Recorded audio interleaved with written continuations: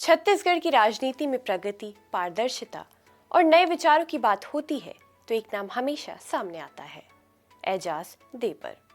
वो सिर्फ रायपुर के पहले मुस्लिम मेयर नहीं बल्कि संपन्न, सादगी और सेकुलर लीडरशिप की मिसाल है। आदाब, मैं हूँ आपके साथ अमीना माजिद और आप देख रहे हैं आवाज़ वॉइस। एजाज ने कम उम्र में ही सीख लिया था कि हालात किसी को पीछे नहीं खींच सकते बल्कि आगे बढ़ाने के लिए हौसला देते हैं।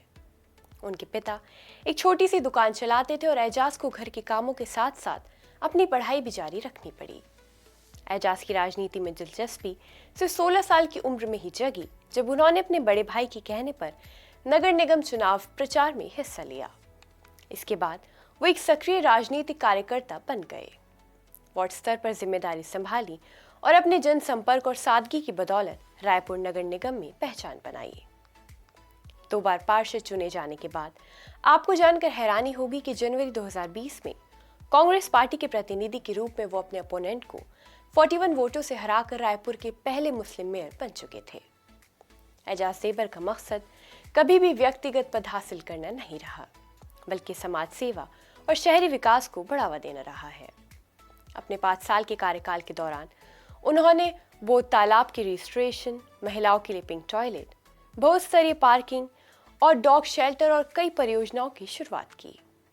उनके नेतृत्व में रायपुर को स्वच्छता और शहरी सौंदर्यीकरण के क्षेत्र में राष्ट्रीय स्तर पर पहचान मिली और शहर में top 5 cities in the national Swachh survey में शामिल किया गया।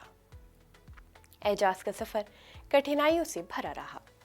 उन्होंने विकास के कामों में पारदर्शिता के मुद्दों और भ्रष्टाचार के आरोपों का सामना करना पड़ा और उन्हें 2025 के नगर निगम चुनावों में अपने पार्षद पद से हार का सामना करना पड़ा। हालांकि उन्होंने हर चुनौती को महज एक राजनीतिक चाल माना और जनसेवा के अपने मिशन से पीछे नहीं हटे।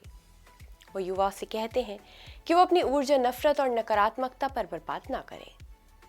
एजाज की कहानी एक साधारण दुकानदार के बेटे से लेकर रायपुर के पहले मुस्लिम मेयर बनने तक के उनके सफर को दर्शाती है।